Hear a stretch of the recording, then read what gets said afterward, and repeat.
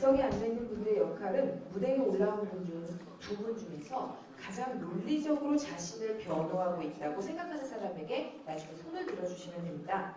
그러면 가장 많은 득표를 얻은 토론자와 그 토론자에게 손을 들어주신 분들께 받아도 딱히 행복하진 않지만 안 받으면 많이 서운할 것 같은 소소한 선물을 증정할 예정입니다.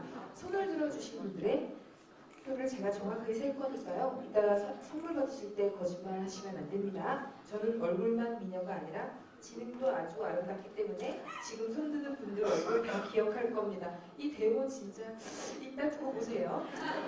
자, 이 코너의 제목은 누가 잘하나입니다. 객석에 앉은 여러분은 무대에 올라온 네 분 중에서 과연 누가 자기 변호를 잘하나 매 눈으로 지켜봐 주시기 바랍니다. 자, 그럼 미리 섭외된 사전작품평가단 네 분을 모시고 지금부터 시작하겠습니다. 우선 이유대를 변호해 주신 분들의 입장을 먼저 들어보겠습니다. 개인별로 발언 시간 최대 2분 드리겠습니다. 지금부터 시작하겠습니다. 자, 그럼 최선의 양부터 시작해 주세요. 준비, 시작! 이유대가 단지 객관적인 관찰자, 서술자로서 상황을 지켜보기만 한다는 것이 저는 아쉬우면서도 굉장히 공감이 되었는데요. 그래서 지금부터 이 작품에 나아 이유대를 변호해보고자 합니다.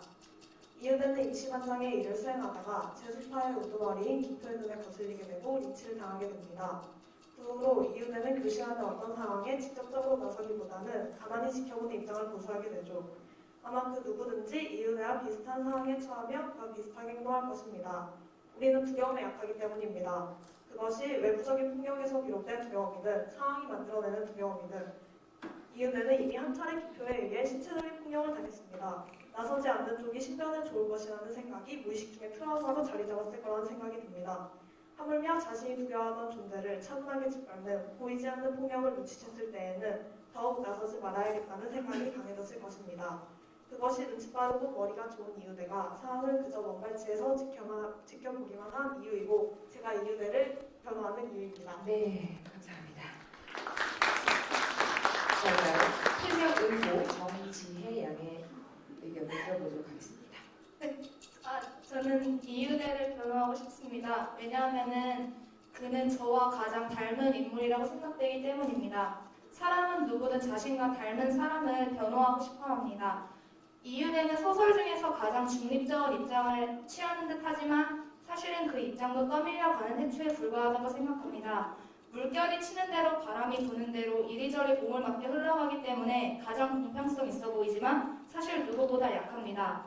이유대는 그런 자신의 약함을 변호하기 위해 반장과 담임 기표에 관심을 가지고 관찰해 나갔던 게 아닐까요?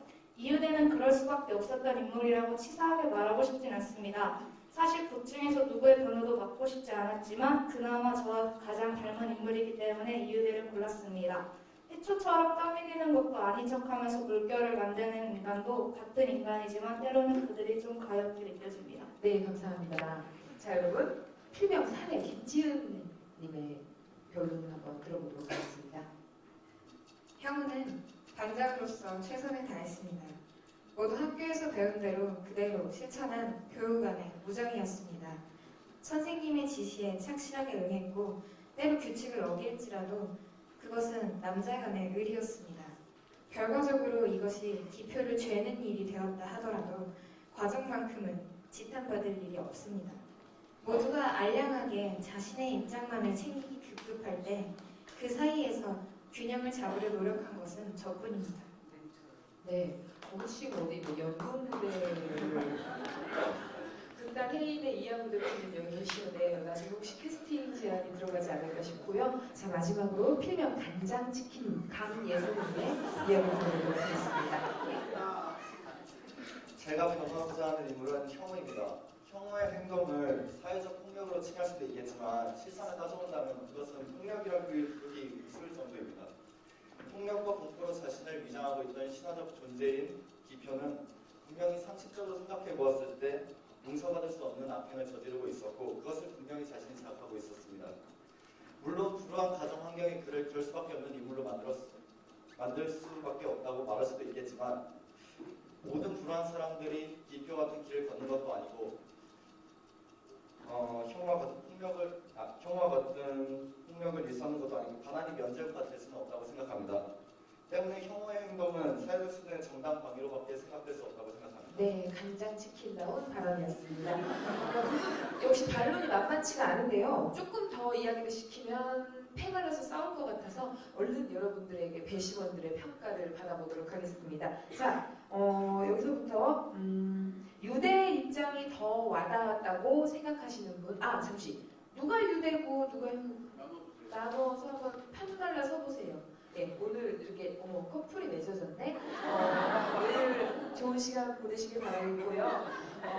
요즘은 여여 커플, 남남 커플도 참 많으니까 뭐 괜찮다고 생각합니다. 자, 여러분 유대 오늘 어떨까? 유대가 괜찮았다고 손 들어주세요. 연출님 세 주세요. 전상욱 선생님부터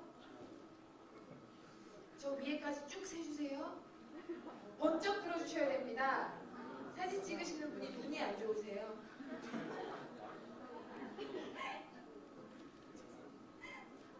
자, 우리 유대 총 몇 명입니까? 38명. 자, 그럼 혐오가 괜찮았다. 손을 번쩍 들어주십시오.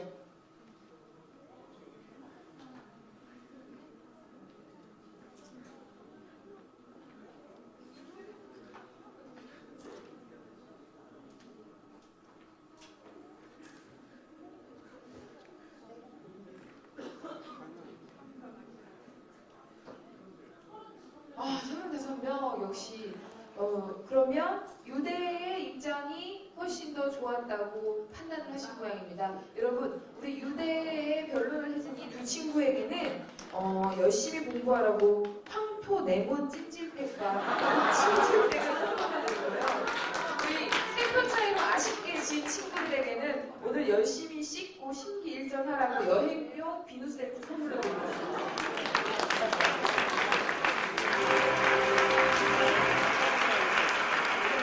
전상국 선생님께서 직접 상을 주시듯이 상품을 주시겠습니다. 박수 부탁드립니다. 상패 같은 찜질팩입니다.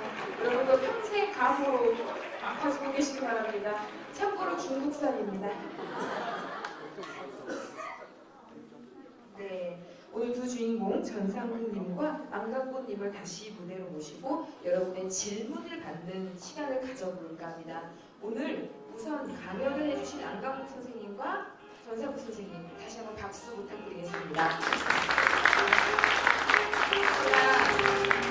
제가 여기에만 있어서 제 얼굴이 제대로 보이지 않으신 분들을 위해 제가 무대 위로 올라서도록 하겠습니다. 박수 크게 쳐주세요.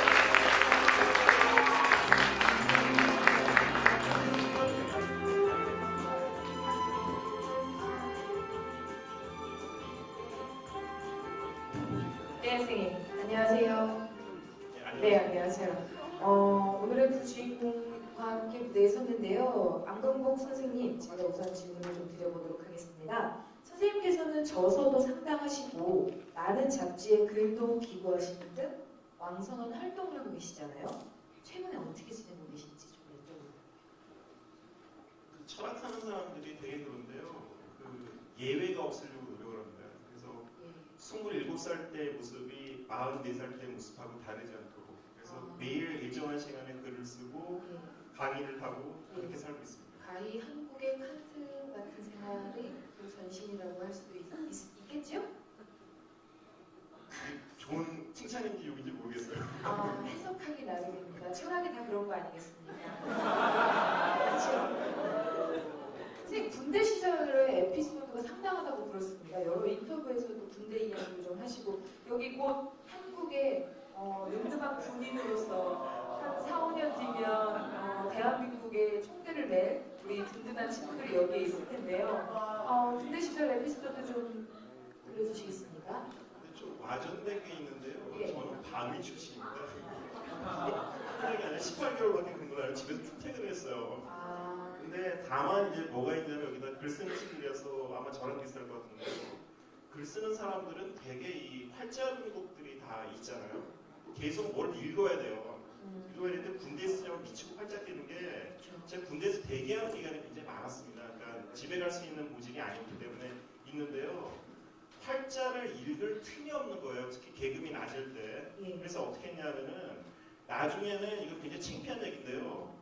군화를 뒤에를 열어가지고 265 사이즈를 읽고 있는 식으로 발견했어요. 너무너무 활자가 그리웠습니다. 활자 중독 같이. 그러니까 뭔가 저걸 봐야 되거든요. 예. 그리고 또 한 가지는 이제 일단 글을 쓰거나 이러려면 이제 혼자서 생각을 해야 될 시간이 있어야 되는데 군대에서 단체 생활하는데 혼자서 있을 시간이 없잖아요. 예. 그래서 제일 좋아했던 공간이 화장실이었어요. 아, 변기 위에만 올라가면 그렇게 집중이 잘 됐습니다. 실내지만 재래식이었습니까? 숙제식이었습니까?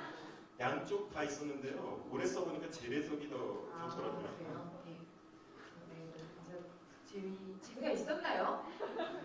그렇죠. 예, 넘어가도록 하겠습니다. 예, 전상국 선생님께서는 원주와 춘천의 고등학교에서 국어교사로 재직을 하시다가 서울 경인고등학교로 옮겨서 1985년까지 교단에 계셨다고 알고 있습니다.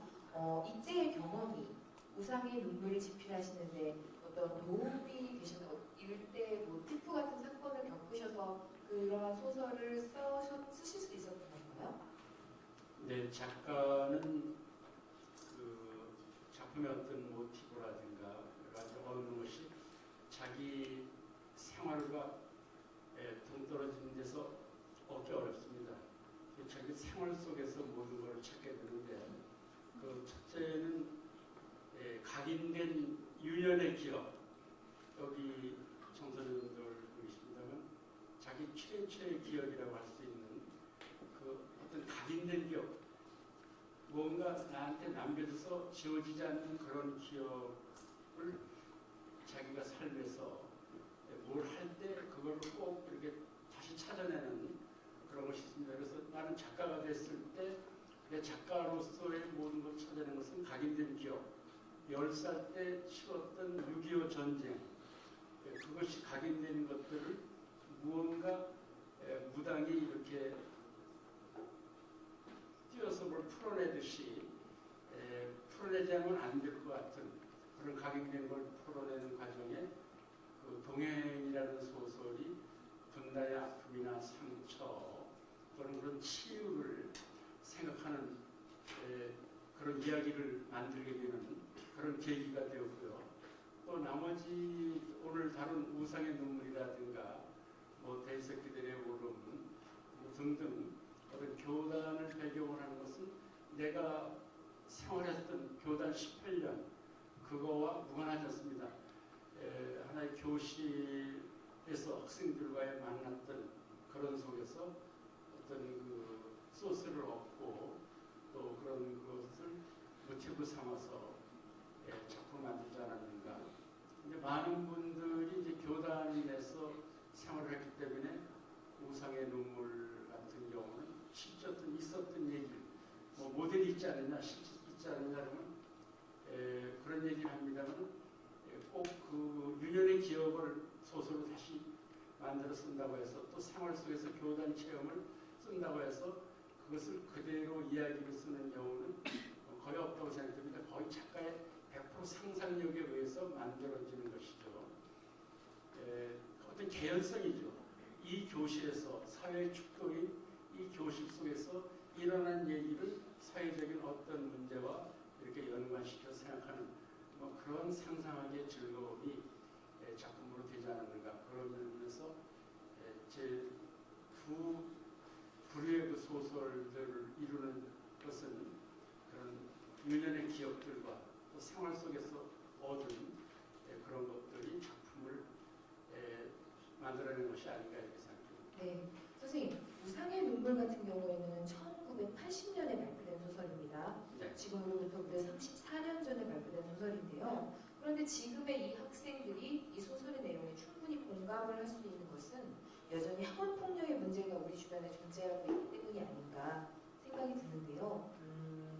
그 소설 속에 있는 주인공 기표를 2014년 지금으로 옮겨본다면 기표는 더욱더 악랄해지는 학생이 돼 있을까요? 아니면 1980년대의 기표 그대로일까요?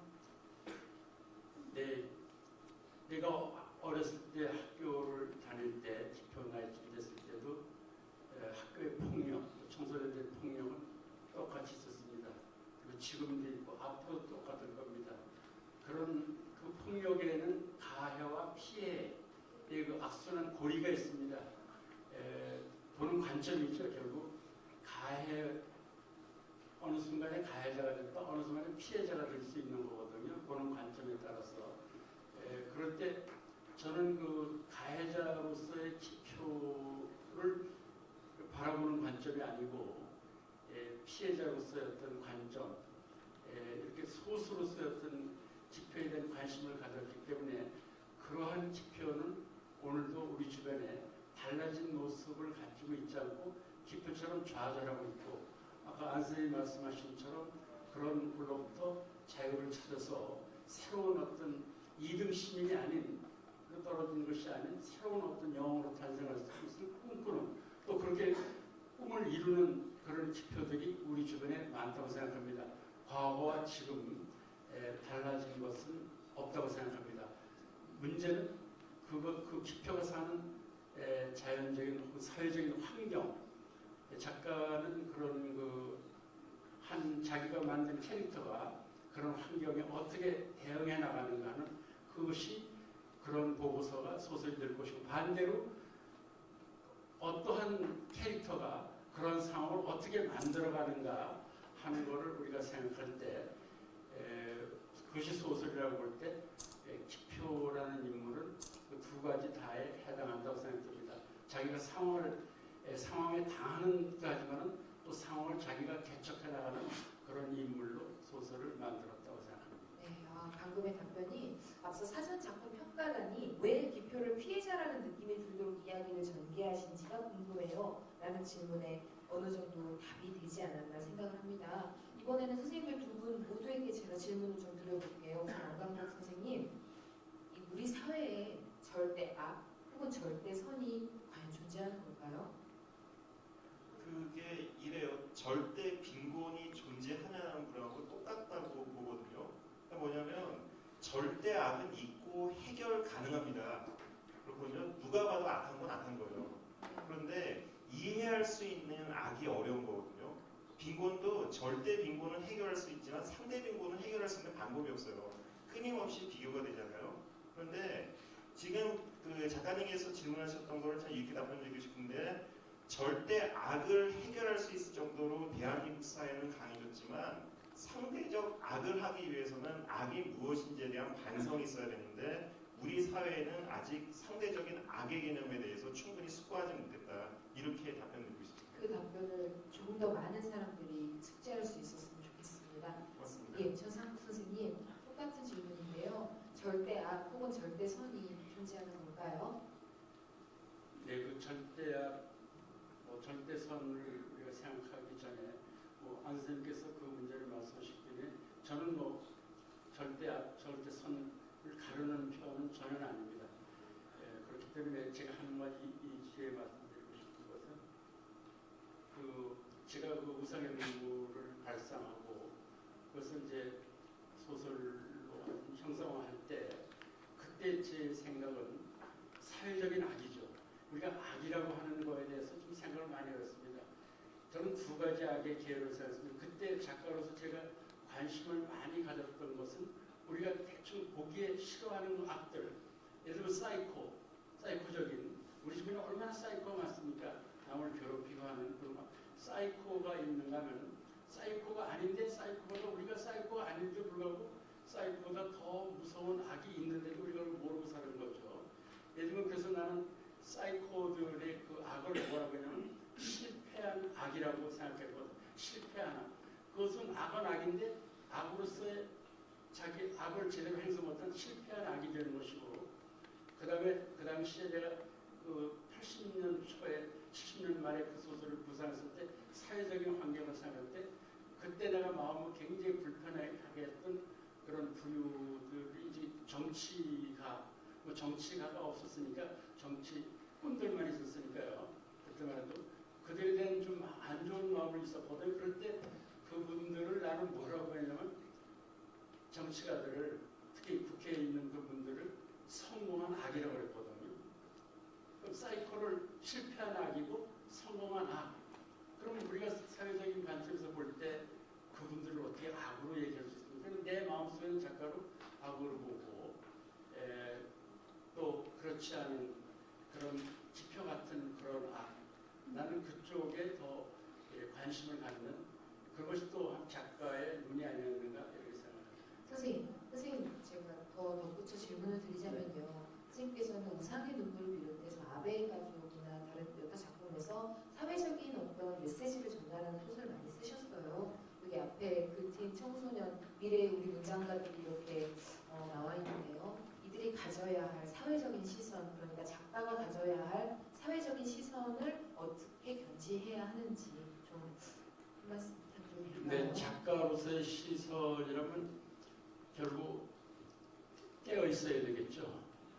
깨어 있다는 거는 바꿔보려면 객관합니다. 적당한 거리를 가지고 세상을 바라보고 사회를 바라볼 수 있는 그런 거리 갖기. 이런 작가, 특히 작가가 되려는 건 어떤 거리를 가져가야 된다. 그 속에 들어가면 안 되거든요. 그 다음에 사회를 바라보고 세상을 보고 또 우리가 대응하는 어떤 어른 세계를 볼 때 그것을 이미 들은 익숙한 선생님들이 들려준 얘기, 신문에 칼럼으로 나오는 얘기, 이런 모든 정의된 내용들 이미 어떤 정리가 된 거죠. 이런 가치라든가 질서라든가 이런 것이 매겨져 있는 그런 상태로 봐서는 안 된다는 얘기죠. 작가 시인이 되는 사람들은 새로운 각도, 남들이 보지 않는 각도에서 모든 걸 보려고 노력한다. 뒤집어 보기죠. 예를 들면 그 어머니까지도 죽일 놈, 저놈이 죽었으면 난 좋겠다. 그러면 춤을 추겠다. 이렇게 남들이 모두 손가락질은 그 사람에 대해서 우리 글 쓰는 사람들은 그 사람에 대해 관심을 어머니 보는 관점이 아닌 모든 세상 사람이 손가락질하는 관점이 아니라 손가락질하는 당신들보다 이 사람이 더 인간적일 수 있다, 괜찮을 수 있다. 이렇게 이야기하고 싶은 그런 욕구 속에서 사물을 바라봐야 되는 뒤집어 보는 생각, 그것이 중요하지 않은가 이렇게 생각합니다. 네, 감사합니다. 안 선생님, 요즘 사회적인 메시지에 관해서 제가 좀 더 철학적인 질문 한번 해볼게요. 지하철이나 버스를 타면 사람들이 예전에 책을 보거나 창밖을 봤는데 요즘은 자기 앞에 있는 스마트폰을 바라보면서 귀에는 청진기를 꽂듯이 이어폰을 꽂고 스마트폰을 진단하고 있는 것 같은 느낌이 들 때가 있어요. 사회가 아예 그렇게 고착화되고 변해버린 게 아닌가 싶은 생각이 드는데요.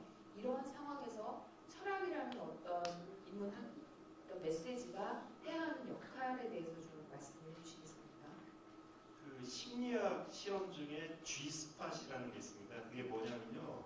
생쥐의 두뇌를 이렇게 열어봤더니 쾌락의 균추가 있다는 거예요. 그게 G스팟인데요. 거기다가 전극을 연결해 놓잖아요. 그리고 이제 쥐가 딱 이렇게 레버를 누르면은 그 G스팟에 자극을 가면은 엄청난 쾌감을 느끼잖아요. 그러면 그 쥐가 어떻게 되냐면은 죽을 때까지 G스팟만 계속 누르다가 나중에 죽는데요. 근데 그 모습이 뭐랑 똑같냐면 스마트폰을 보는 우리 인간의 모습하고 별로 다르지 않습니다. 네. 그러면 제가 여기서 설명이 길어질까 말씀드렸는데 ECS라고 요새 광고 비법이나 이런 걸 보면요. 감정을 뒤흔들어 가지고 거기에 오롯이 오롯하게 집중하게 만드는 기술들이 있어요. 그런데 이걸 한번 생각해 보세요. 중독의 상태에서는 영혼이 없어요. 스마트폰이라든지 뭐에 빠져있는 상태에서는 생각도 없고 자기도 없습니다. 일단 자기가 생각하려면 자신이 비어 있어야 돼요. 그런데 저를 비롯해서 여기 앉아있는 여러분들 중에 상당수는 이미 중독자예요. 뭘 듣고 있어야 되고 뭐에 빠져 있어야 됩니다. 틈만 나면 음악을 들고요. 집에 가면 TV를 틀어요. 그러지 말고 글 쓰는 사람의 기본적인 자세는 몸을 만드는 거거든요. 저는 아직 미천한 작가지만 그렇게 생각하는데 일관된 패턴으로 자기를 비울 수가 있어야 돼요. 하루에 3시간, 4시간을 뭔가 중독되지 않은 상태에서 게임 정신을 만들어야 됩니다. 그래서 제가 새벽 2시에 깨는 건데요. 그래서 현대 문명에서 중독되지 않는 삶을 살려면 그 무엇으로도 멀어지고 자기 자신으로서 깨어있는 상태, 반성할 수 있는 시간을 만들어내는 것. 그게 제일 중요한 것 같습니다. 오늘의 두 분의 메시지는 뒤집어보고 객관적인 시선을 견지하고 그리고 그 무엇으로부터 내 영혼을 지키기 위해 깨어있어라라는 메시지가 아닐까 싶습니다. 안 선생님, 평소에 전상국 선생님 작품을 많이 싶다고 말씀하셨는데 혹시 철학자 안강복이라는 내가 소설가 전상국이라는 어떤 대상에 대해서 궁금했던 게 있으신가요? 직접 한번 질문을 좀 해보시겠습니까? 김유정 선생님에 대해서 여쭤보니까 정성 선생님이 감당할 수 있습니까? 하고 하셨잖아요. 저도 똑같은 심정입니다. 너무너무 궁금한 게 많은데요. 한 가지는 정상훈 선생님 44살 때 모습에서 한번 질문을 던지고 싶은데요. 저는 작가로서 한편으로 굉장히 괴로운 게요. 글 쓰는 게 너무너무 힘들고 싫습니다. 그거 알잖아요. 글 쓰다가 안 되면 팍 뛰어내리고 싶어요. 진짜 그렇거든요. 그럼에도 불구하고 쓸 수밖에 없어요. 왜 제가 글을 쓰는지 제 스스로도 설명할 수가 없습니다. 근데 그럼에도 불구하고 초조하고 심지어 이제 어떤 생각까지 드냐면 내가 남은 시간이 얼마고 얼마까지 작가로서 활동할 수 있으니까 이 남은 시간을 어떻게 유용하게 어느 작품에 집중해야 되냐 이제 그것까지 계산하고 있을 정도로 초조해져요. 그래서 제가 이 44살 작가의 고민을 대선배님한테 한번 여쭤보고 싶은 게요. 전상우 선생님께서는 왜 소설을 쓰십니까? 매우 철학적인 질문이 아닌가 합니다. 왜 사느냐고 물어보시는 거죠? 설마 그저 없지요 뭐 이런 거 아니죠? 예, 잘해주셨습니다. 예, 저는 어렸을 때부터 좀 열등감 체질이거든요. 열등감 체질이라는 거는 이렇게 완전한 원이길 바라는데 뭔가 좀 찌그러짐을 느끼는 거죠. 열등하다는 걸 느끼는 게 다른 사람은 한 50%가 찌그러지는데도 못 느끼고 사는데 나 같은 경우는 조금만 찌그러져도 그것 때문에 못 견디는 거죠. 자존심이 또 강하죠. 열등감 때문에. 열등감 체질인데 그러한 열등감을 극복하는 방법으로서 책읽기를 했고 또 그런 거짓말을 통해서 사람들을 감동시킬 수 있다는 옛날 소설을 읽으면서 이게 얼마나 즐거운 일일까. 그래서 그러면서 내가 판단하는 거는 내 열등감 치유는 거짓말을 해서 남들을 웃기거나 남들의 감동을 주는 거다. 그것만이 내가 이 세상을 사는데 즐길 수 있는데 가장 최적의 다른 재주는 아무것도 없다. 나에게 할 수 있는 재주는 글 쓰는 그 즐거움, 상상하는 즐거움이죠. 그거 이상 나에게 더 즐거운 건 없다. 안 선생님은 글 쓰는 게 즐겁다고 하셨습니다만 그건 또 어떤 다른 면이고 저는 즐겁지 않으면 쓰지 말라고 하거든요. 저는 글 쓰는 일이 굉장히 즐겁습니다. 왜냐하면 이것밖에 즐길 게 없으니까. 그러다 보니까 작가가 됐더라고요. 이것밖에 즐길 게 없어 이것만 하고 있습니다. 선생님 신인 작가 이은선이 감히 선생님의 개인적인 질문 한 가지 해드리겠습니다. 작가로서 글을 쓰는 전상국을 가장 긴장시키는 것은 무엇인지 궁금합니다.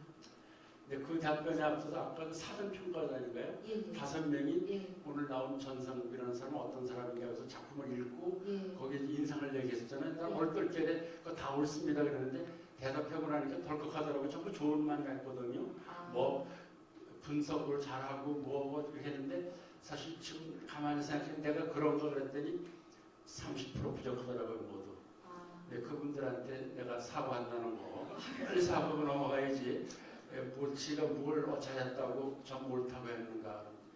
지금 마지막 질문하신 거는 뭐 그러시죠? 작가로서 글을 쓰는 전상국을 가장 긴장시키는 것은 무엇인지 궁금합니다. 네, 정현종 시인의 시에 사랑할 시간이 많지 않다는 시가 있지 않습니까? 저는 대표작을 쓸 시간이 많지 않을 것 같아서 그 생각을 할 때마다 굉장히 긴장됩니다. 지금 바로 그 순간입니다. 이 앞에서 대표작을 보여드려야 되는데 내 우상의 눈물로 끝나는 것이 아니라 대표작을 써야 되겠다 그러는데 시간이 많잖아요. 그래서 지금 불안합니다. 아닙니다. 선생님 존재 자체만으로도 저희 한국문단을 대표해 주시는 것이고요. 여러분 선생님께 박수 한번 부탁드릴게요.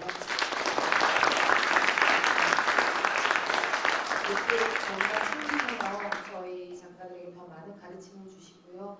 우리 문장들 팀 출신들 저기 원주의 고등학교 친구들 모두 다 굳건히 살아내어 좋은 작가가 되는 날을 지켜봐 주셔야지요. 사전 문자 네 선생님.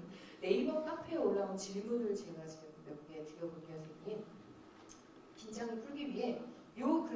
가장 맛있게 먹은 음식이 무엇인지 하이님께서 두 분께 말씀하신 전상국 선생님부터. 먼저 할까요? 네. 네, 막국수. 저는 막국수 좋아합니다. 막국수의 막자가 함부로 막 만든, 거칠게 만든 그런 막이 아니라는 거를 아시면 막국수 맛을 알게 됩니다. 저는 막국수를 즐기는 사람인데, 막국수의 맛은 이제 막 메밀가루를 반죽을 해야 됩니다. 이제 막 그렇게 하는 거 맞아요. 이제 막 반죽을 해서 이제 막 펄펄 끓는 물에 이제 뽑아서 또 그 이제 막 뽑은 거를 찬물에 막 여러 번 씻어서 거기다가 양념을 얹어가지고 겨자와 식초를 넣고 젓가락을 두 손, 거기다 물을 부으면 안 됩니다. 그 손가락으로 젓가락을 양념이 완전히 묻을 때까지. 배고픈가요 지금? 그래서 먹으면 메밀의 까칠한 맛 정말 맛있습니다. 춘천에 막국수 한번 잡수러 오시기 바랍니다. 막국수로 와서 나를 한번 그 자리에 초청해주면 내가 그 자리 막국수 내일 여기도 있습니다. 우선 박수 부탁드립니다. 선생님께서 약속을 지키시는 분이라는 건 제가 보장합니다. 저희 학교에 특별 강연을 오셔서 등단한 후에 찾아오면 맥주 한 잔 사주겠다. 제가 바로 그 맥주를 얻어먹은 사람이거든요. 선생님 막국수값 오늘 상당히 많이 나올 것으로 추산이 됩니다. 강광복 선생님, 요 근래 가장 맛있게 먹은 음식 무엇인지 궁금합니다. 저는 저의 소울푸드가 라면이에요.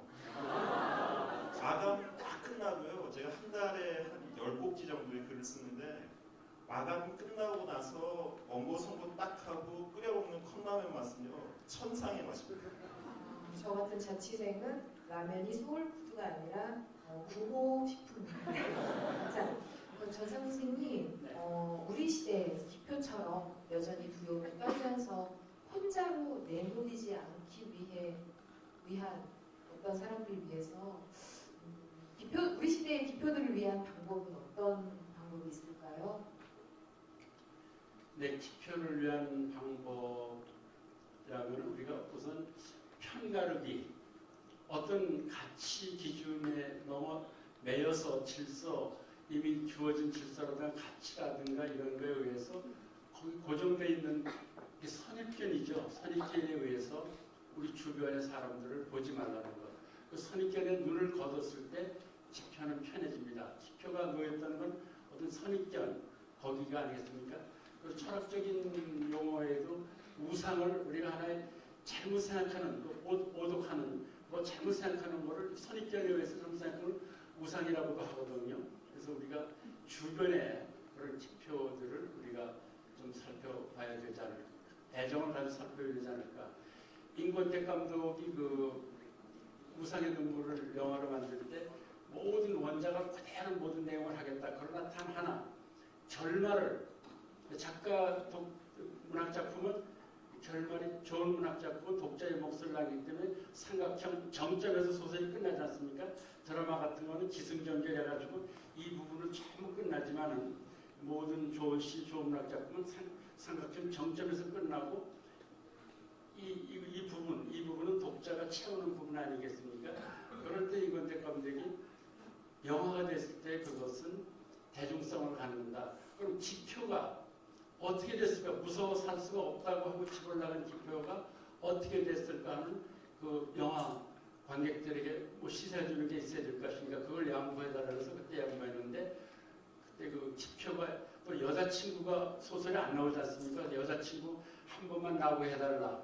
그래서 한 번 나오게 해서 그 소설이 그렇게 지표가 사라진 뒤에 여자친구가 저 울산인가 어느 공단에 찾아갑니다. 잔디부터 그러니까 지표가 여자친구를 향해서 팔 벌리고 작업복을 입고 뛰어오는 모습입니다.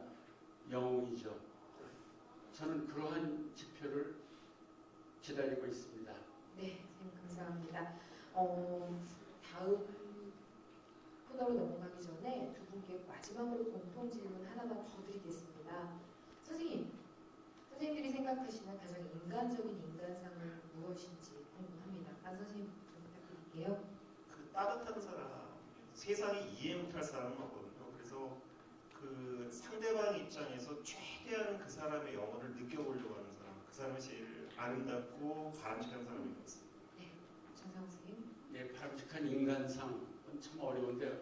저는 인간상이라기보다 가끔 내가 존경하는 인물, 내가 어떤 학교에 이제 초청 경연을 갔을 때 존경하는 인물들을 여러 방면으로 이제 찾고 있습니다. 뭐 지금 답을 잘하고 하는데 한 가지는 제가 어느 학교 가서 한 500~600명 학생들이 강당에 앉았을 때 아직까지 여러분들 중고등학교를 거치는 과정에 고등학교 2학년, 3학년 과정 됐는데 지금까지 내 인생에 휴대폰, 스마트폰이 이런 모바일이 나는 그거 가지고 살지 못한다. 그런 사람 있으면 손 들어봐라 그러면 모두 와 하고 있죠.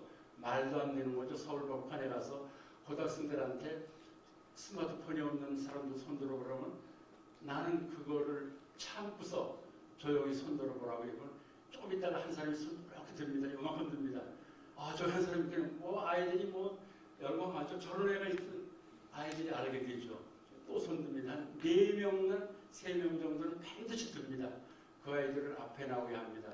그리고 다른 소리 이제 모든 사람이 알았죠. 나오는 동안에 모두 수연해집니다. 왜 스마트폰이 없지? 없어도 불편하지 않아? 뭐 이런 걸 질문을 한 사람 4~5명 세우고 물어보기 시작하면 한 10분 정도 물어보기 시작하면 수연해집니다. 모두 자기를 알게 되거든요. 저 사람들은 스마트폰이 없어도 사는 사람들이구나. 우리와 같은 사람들인데 우리와 다르다. 그걸 학생들이 알게 됐을 때 저는 손을 내밉니다. 박수를 하면서 이 시대에 연예인의 예를 들면 서태지라든가 비라든가 내가 존경하는 인물인데 그런 인물이 있다면은 다른 사람과 똑같이 뛰어가고 왜 뛰어가는지도 모르고 다니는 자기가 없이 살아가는 사람보다 여기 자기를 치고 있는 사람이 4사람 나와야 되는데 내가 존경하는 젊은이라고 나는 악수를 합니다. 거기 그 속에 내가 바라보는 인간상이 전부 들어있다고 생각합니다. 네, 선생님 감사합니다. 현장 질문 2개만 받아보겠습니다. 오늘 선생님들께 정말 나 이거 질문 안 하면 오늘 집에 가서 잠 못 잘 것 같다 라고 하시는 분 손을 들어주시기 바랍니다. 혹시 질문 없으십니까? 이 친구들이 저기 아주 굉장히 용기 있는 친구가 질문을 했네요.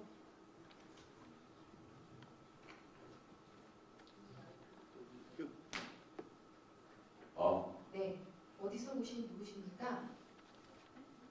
뷰진 캠프 참관 지호정이라고 합니다. 네, 반갑습니다. 어떤 선생님께 어떤 질문 하시겠어요? 안광복 선생님께 예. 새벽에 일어나서 그때부터 글을 쓰고 공부하시고 그런다고 그랬는데 한 말 중에 자기가 중독되지 않으려고 그 시간에 깨어있는 거잖아요. 근데 저는 약간 의문이 가는 게 그것 자체도 중독이라고 말할 수 있잖아요. 아니 근데 그리고 또 그 뒤에 활동하신 게 상대방을 이해하려고 노력해야 된다고 그거 듣고 좀 질문을 해보는데 어떻게 생각하세요? 굉장히 좋은 질문인데요. 그 중독에는 2가지가 있어요. 부정적 중독이 있고 포지티브 어딕션이라고 해서 긍정적 중독이 있는데 예를 들어서 달리기라든지 공부라든지 글쓰기라든지 이런 건 긍정적 중독이에요. 그러니까 에피쿠로스식으로 얘기하는 건 그러면 무슨 얘기냐면은 죄송합니다. 이거 별로 어려운 얘기 아닌 게 쾌락을 추구할 때 추구하면 추구할수록 더 즐거워지면은 그거는 좋은 거예요. 좋은 쾌락이고요. 쾌락이 예를 들어서 술 먹거나 마약하거나 이런 중독은 하면 할수록 또 괴로워지거든요. 그래서 아침에 일어나서 글 쓰는 거는 이걸 그래서 동의해서 수양이라고 그러잖아요. 계속 그런 어떤 그 쾌락을 추구할 수 있는 몸을 만드는 거기 때문에 좋은 것 같고요. 그리고 남을 이해한다는 건 사실 쉬운 게 아닙니다. 그래서 예수나 그 석가모니 같은 사람들이 괜히 성인이 아니거든요. 그래서 저도 부족하고요. 꾸준히 노력하고 있는 것 같아요. 네, 감사합니다. 마지막으로 한 분만 더 질문을 받아보도록 하겠습니다. 저 2층에서 아까부터 되게 손을 열심히 흔들고 있는 친구가 있어요. 마이크가 아마 거기까지는 안 갈 겁니다. 이 작품의 제목이 우상의 우물이잖아요. 근데 여기서 그 우상을 기표라고 할 수 있는데 그 기표를 우상이라고 부르는 사람은 작가님께서 생각하시기에 누구라고 생각하세요? 기표를 우상이라고 부르는 사람이 누구냐고요? 네.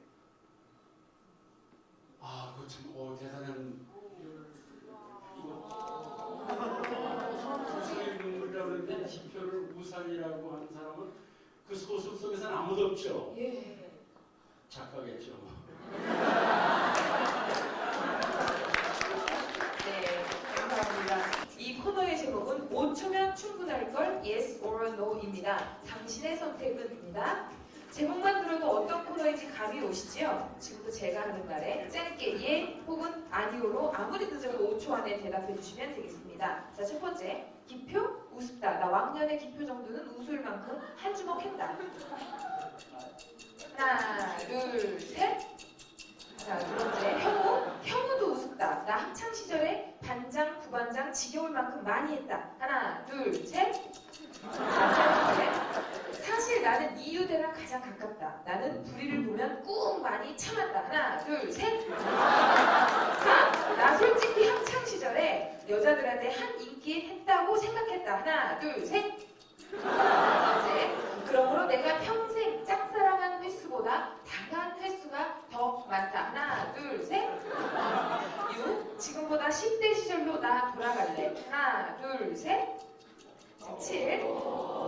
나는 다시 태어나도 문학 혹은 철학을 공부하겠다. 하나, 둘, 셋. 8번째, 오늘 내가 했던 말 중에 후회되는 말이 있다. 하나, 둘, 셋. 9번째, 가끔 내가 쓴 글을 보면 이 글 누가 썼나 너무 잘 썼다 감탄한 적이 있다. 하나, 둘, 셋. 자, 마지막. 오늘 행사 중 이 코너가 가장 재밌다. 하나, 둘, 셋. 박수 부탁드립니다. 네, 다음으로 진행할 코너는 약간 건방진 코너입니다. 제가 지금 이 무대가 아니면 감히 어떻게 이 두 분께 반말로 이야기를 해볼까. 미리 제가 반말하는 점 깊이 사죄드립니다. 선생님, 5잔 토크 시간입니다. 막 놀자는 거죠.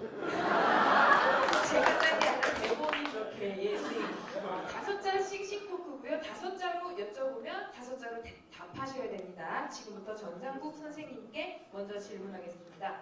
첫 번째, 젊어 보여요. 나 원래 젊어.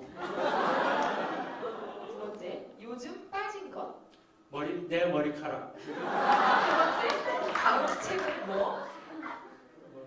다음 책은 뭐? 다음 책은 뭐? 내 대표 소설. 오늘 평가의 진리가 아닐까 싶습니다. 안강국 선생님 긴장하신 모습 역력합니다. 바로 들어보겠습니다. 첫 번째, 잘 먹는 음식. 짜장면 땅콩. 두 번째, 학생 예뻐해? 잘 모르겠어요. 아, 잘 모르겠어요. 세 번째, 방학이 최고. 최악은 아님. 다음 질문은 두 분 모두에게 해당하는 질문입니다. 오늘 어땠어? 우상의 눈물.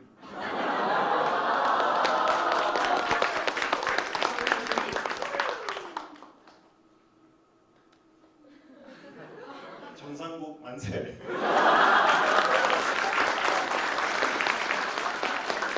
오늘 가장 중요한 질문 두 분께 다시 드리겠습니다. 미녀 작가 짱? 안강욱 선생님? 당했다 정말. 네, 전상국 선생님? 우리 만날까?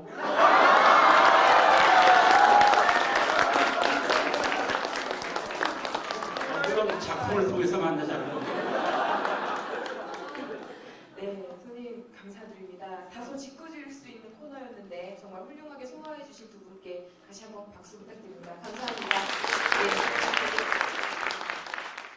기표는 결국 어떻게 되었을까? 저희가 미리 사전 독자 감상단에게 기표의 마지막에 대해서 말을 했는데요. 푸른중학교 배유진님께서 학교와 집으로부터 아주 멀리 떨어져 여기저기 떠돌면서 살았을 것 같다. 닉네임 소리님, 결국 기표는 여러 곳을 돌아다니다 자신도 반장이나 담임 같은 사람이 되어 돌아왔을 것 같다. 불암고등학교 김지은님께서는 몸을 해치는 유혹들을 견디지 못하다가 객사했을 것이다. 서모님, 노숙을 했을 것이다. 최솔님, 힘이 좋았으니 할 수 있는 일을 살며 조용히 지냈을 것이다. 닉네임 하이리님, 신발 공장 같은 데 들어가 신발을 만들다가 구두굽 소리가 엄숙하고 질서 있게 여겨지는데 오히려 매력을 느끼고 수제화를 만들어 팔다 부자가 된다는 이야기였습니다. 정말 새로운 우상의 눈물의 엔딩이 아닌가 싶습니다.